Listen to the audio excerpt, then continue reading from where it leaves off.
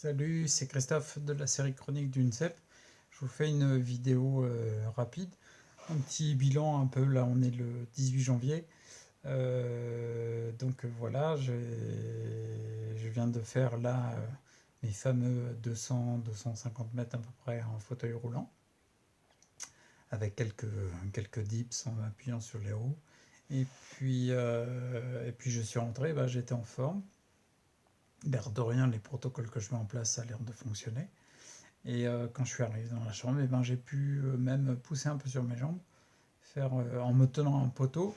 Ce que j'ai fait, c'est que j'ai réussi à faire 4 séries de 7 levées, puis debout, assis, levé, assis, levé, assis, levé. Et l'air de rien, bah, les quadriceps, c'est sûr que tu tiens pas la position debout pendant 20 minutes, ça c'est clair. Mais n'empêche qu'il lève. Il y a encore allez, 15 jours de ça, il ne le faisait pas du tout. Donc on est bien, les choses changent. L'air de rien, bah, tout ce que je mets en place, que ce soit les jeûnes, une alimentation équilibrée, mes cures de fruits, mes jus de légumes, toutes ces choses-là, puis quelques petites plantes à côté pour avoir des soutiens au niveau des surrénales, tout ça, au niveau des émonctoires, et ben ça fonctionne. Alors que normalement, je ne sais pas si vous êtes au courant, mais ma sclérose en plaques, c'est une primaire progressive, hein. C'est censé ne jamais progresser. C'est la plus délétère, à ce qui paraît. Donc c'est censé ne jamais progresser. On ne sait pas quelle origine, on ne sait pas d'où ça vient, on ne sait pas quelle est la cause. Et c'est incurable. Et du coup, bah, tu dois prendre un fauteuil roulant, puis prendre un abonnement chez ceux qui te louent le fauteuil roulant, parce que ça va durer longtemps. Mais il y a des choses qui changent apparemment. Donc il se pourrait bien qu'il y ait des causes finalement à tout ce qui nous arrive et qu'en agissant un peu sur les causes, eh ben, ça se rééquilibre.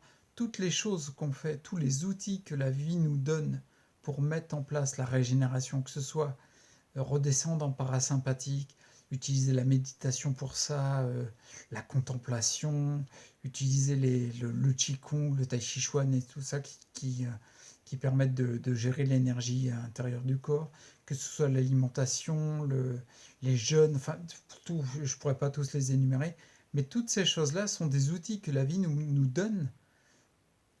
Mais pour nous, en fait, elle est vachement sympa la vie. Elle nous donne des outils qui permettent de remettre en circulation le vivant à l'intérieur de nous et d'être plus vivant, d'aller vers la mort. Parce que clairement, une maladie neurodégénérative, c'est euh, c'est un aller simple vers la mort.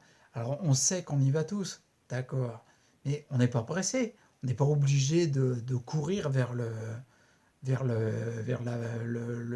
drapeau final, quoi. Donc du coup, ces maladies-là qui ne sont uniquement qu'une accélération vers tout ce qui est morbide, eh ben peut-être que tout compte fait, quand on se rapproche de ce qui est vivant et qu'on utilise les outils du vivant, que le vivant a mis à notre disposition, peut-être que ça permet de ralentir un petit peu. Et moi, personnellement, si ça me permet de rester un peu plus longtemps sur le chemin avant d'arriver à la porte finale, eh ben je suis preneur. Tout compte fait, c'est pas mal. À la porte finale, on verra bien ce qu'il y a. Mais autant s'amuser ici encore un petit peu, quoi. Donc du coup, ça marche, ça a l'air de fonctionner. Là, ce que je veux dire en décembre, je disais, c'est comme un essai qui demande à être transformé. Il y a de bons résultats et ça demande à être confirmé. Visiblement, ça se confirme. Donc je vous en dirai plus sûrement en fin de mois ou vers le 11 février pour faire 4 mois pile de bilan.